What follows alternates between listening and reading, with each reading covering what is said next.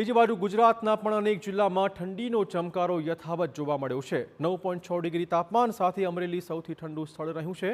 નલિયાની વાત કરીએ જ્યાં 11.2 ડિગ્રી તાપમાન, દીવમાં 12.2 ડિગ્રી તાપમાન નોંધાયું છે, ડીસામાં 12.3 ડિગ્રી તાપમાન, પોરબંદરમાં 12.8, રાજકોટમાં 13 ડિગ્રી, ગાંધીનગરમાં 13.5 ડિગ્રી તાપમાન નોંધાયું છે।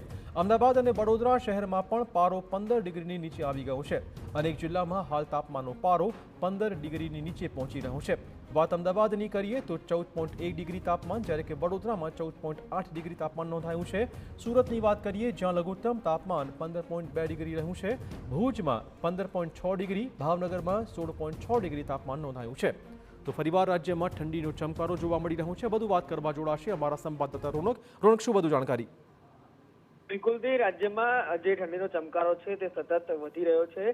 2 દિવસ બાદ કરતાની સાથે ફરી એક વખત રાજ્યમાં ઠંડીનો ચમકારો છે તે જોવા મળી રહ્યો છે। હવામાન વિભાગે જે પ્રકારે આગાહી કરી હતી, જે પ્રકારે વિવિધ દિશાના પવનો ફૂંકાઈ રહ્યા છે અને ત્યારબાદથી જ જે ન્યૂનતમ તાપમાન છે તે નોંધાઈ રહ્યું છે। આજે અમરેલી સૌથી ઠંડુ છે તે રાજ્યમાં નોંધાયું છે, જેમાં 9.6 ડિગ્રી જે પ્રકારે આપે જણાવ્યું તે તાપમાન નોંધાયું છે। અમદાવાદ શહેરની ખાસ વાત કરવામાં આવે તો અમદાવાદમાં 14.1 ડિગ્રી તાપમાન નોંધાયું છે, પરંતુ ઠંડો પવન છે તેના કારણે ઠંડીનો અહેસાસ છે તે થઈ રહ્યો છે।